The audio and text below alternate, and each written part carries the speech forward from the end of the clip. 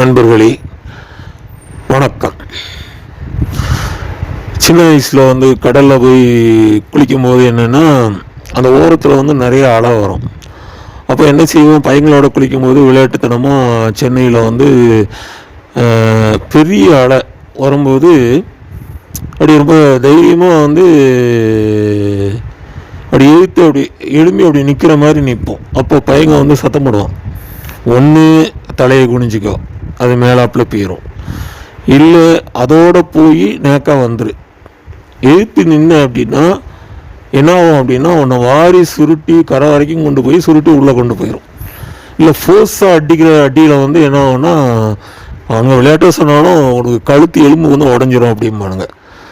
இதில் என்ன இதுன்னா அதே தான். இப்போ நல்ல கடல் அலையை நம்ம கரையில் நின்று உத்து பார்க்கும்போது என்ன தெரியும்னா, சின்ன அலை அப்படி வந்துக்கிட்டே இருக்கும்.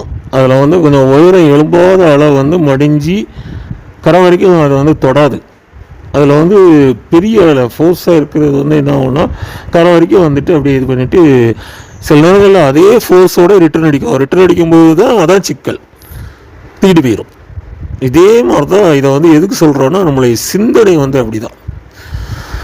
ஏன் இந்த அலையோட ஒப்பிட்டு சொல்கிறேன் அப்படின்னா, அதனுடைய ஃபோர்ஸ், அதாவது சிந்தனை எப்படி இருக்கலாம்னா, சிந்தனையிலே ரெண்டு வகையான சிந்தனை இருக்குது.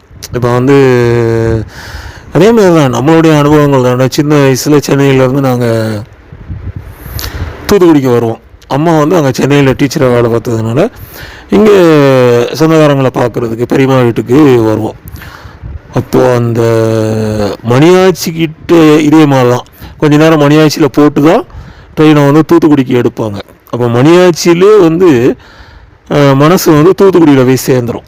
ஏன்னா அந்த எங்கள் பெருமா வீட்டில் உள்ள அந்த 5 பேரும் வருஷம் கட்டி நிற்பாங்க.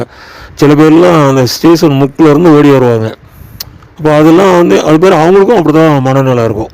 நம்ம சித்தி பிள்ளைங்க வருது, ஓடி தூக்கணும், இது பண்ணணும், கட்டி பிடிக்கணும். ஏன்னா ஒரு வருஷம் கழித்து நாங்கள் பார்க்குறோம். அப்புறம் அந்த லீவில் ஒரு மாதம் இருப்போம். இந்த சிந்தனை ஓட்டத்தை அப்போ என்னென்ன சொல்கிறேன்னா, சில சிந்தனை ஓட்டங்களை முன்னோக்கி பாஞ்சிரும், அட்வான்ஸாக போயிடும். அது ஒரு வகைக்கு நல்லது, ஆனால் இன்னொரு வகைக்கு கெட்டது. அப்போ அது என்ன சொல்கிறேன் அப்படின்னா, சில நேரங்களில் வாக்கிங் போயிட்டு இருக்கும்போது சில ஃப்ரெண்ட்ஸ் என்ன பண்ணுவாங்கன்னா, இஷ்டத்துக்கு ஏதாவது வளர்க்கிட்டே வருவாங்க. அது நம்ம இல்லை, அந்த நடந்து போகும்போது அவங்க என்ன பேசுகிறாங்கன்றது அந்த ரவுண்டில் தெரிஞ்சிடும். சில நேரங்களில் பையன் என்ன பண்ணியிருப்பான், பள்ளிக்கூடத்தில் தப்பு பண்ணியிருப்பான், யாரையாவது கிண்டல் பண்ணி அம்மா மறைச்சிட்டு, ஐயோ இதுக்கு மேலே இவருக்கு தெரியாமல் இருக்கக்கூடாது, பள்ளிக்கூடத்தில் கூப்பிட விட்டாங்களேன்னு சொல்லிட்டு, நீங்கள் இன்றைக்கி கேட்டுக்கிடாதீங்க, அவன் ஸ்கூலுக்கு போட்டோம், சாயங்காலம் நம்ம அவனை கூப்பிட்டு நைஸாக விசாரித்து இது பண்ணுவோம், அவங்க ஒரு 3 நாள் பொறுத்து தான் பள்ளிக்கூடத்துக்கு வர சொல்லியிருக்காங்க, நான் போய் பிரின்ஸிபாலை பார்த்து சமாளிச்சுக்கிறேன்னு சொல்லியிருப்பாங்க.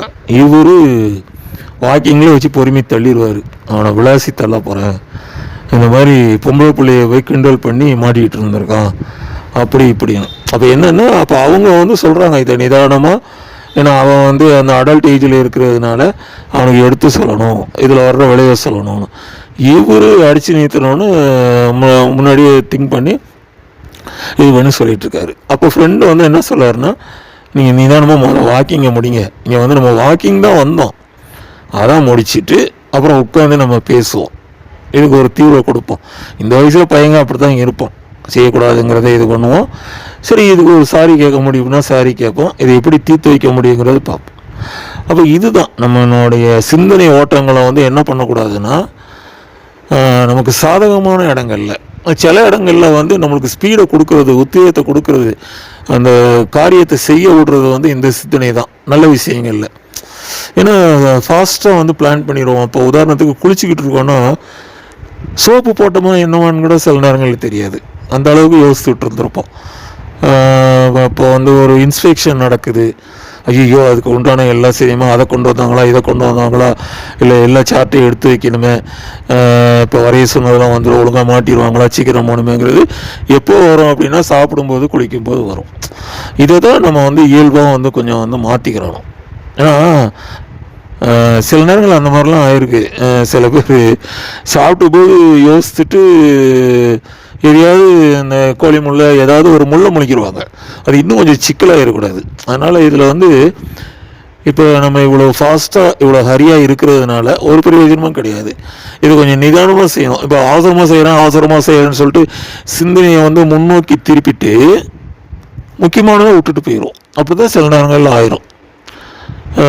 அங்கே ஸ்கூலில் உள்ள பீரோ சாவியை வீட்டில் வச்சுட்டு அவசரமாக அங்கே போய் நின்று ஐயோ பீரோக்குள்ளே தானே அவ்வளோ இருக்குது அப்படின்னு சொல்லிட்டு அப்புறம் திருப்பி போய் அவர்கிட்ட போய் ஹெட் மாஸ்டர்கிட்ட போய் பர்மிஷன் வாங்கி, சார் சாவியை கொஞ்சம் எடுத்துகிட்டு வந்துடுறேன் சார், சரி போய்ட்டு வாங்க சார். அப்போ அதில் வந்து டைம் வேஸ்ட்டு பாருங்கள், அதில் கூட கொஞ்சம் பதட்டம் வந்துடும். அதனால் இப்போ இதுக்கெலாம் இந்த மாதிரி காரியங்களுக்கு என்ன பண்ணலாம்னா ஃபஸ்ட்டு ஒரு லிஸ்ட் அவுட் பண்ணிக்கிறோம், என்னென்ன எடுத்துகிட்டு போகணும் அப்படின்னு. எல்லாத்தையும் நம்ம லிஸ்ட் அவுட் பண்ண முடியாது. இதெல்லாம் என்ன பண்ணணும்னா மனசுக்குள்ளே தான் லிஸ்ட் அவுட் பண்ணணும். அப்போ இதில் சொல்கிறது வந்து என்ன அப்படின்னா, பதட்டம் ஆகக்கூடாது. அந்த சிந்தனை வந்து என்னென்னா, சிந்தனை ஓட்டம் வந்து ரொம்பவும் வந்து ஒரு ஃபாஸ்ட்டாகவும் இருக்கக்கூடாது. இது ஏறக்குறைய எதோட ஒப்பிடலான்னா, நம்மளுடைய அந்த ப்ரெஷர் பார்க்குறாங்கல்ல, ஹைப்போடென்ஷன் சொல்கிறாங்கல்ல, என்ன ரீடிங்கில் இருக்கணும்னு சொல்கிறாங்க. இப்போ வந்து ஒரு 80, 120, 80, 100 அது ஒவ்வொருத்தரை பொறுத்து அந்த இதுக்கு சொல்லுவாங்க. அப்போ அந்த எண்ண ஓட்டம் வந்து அப்படி தான் இருக்கணும். ஏன்னா அந்த எண்ண ஓட்டம் வந்து கூடிச்சு அப்படின்னா நம்மளுக்கு வந்து சிக்கல் தான். அது சில காரியங்களில் பதட்டத்தை வந்து உண்டாக்கிறோம். அப்புறம் என்ன ஆகும்னா சில மோசமான விளைவுகளை தரக்கூடிய காரியங்கள்லையும் அவசரப்படுவாங்க. அப்படி அதான் சில பேர் பார்த்தீங்கன்னா வாயில் வர்ற அந்த கெட்ட வார்த்தை, அப்புறம் வந்து அவனை என்ன பண்ணுறான் பாரு, விட்டிடுறான் பாரு அப்படின்னு வர்றதெல்லாம் இது எல்லாமே அந்த சிந்தனை ஓட்டத்தில் வர்றது தான்.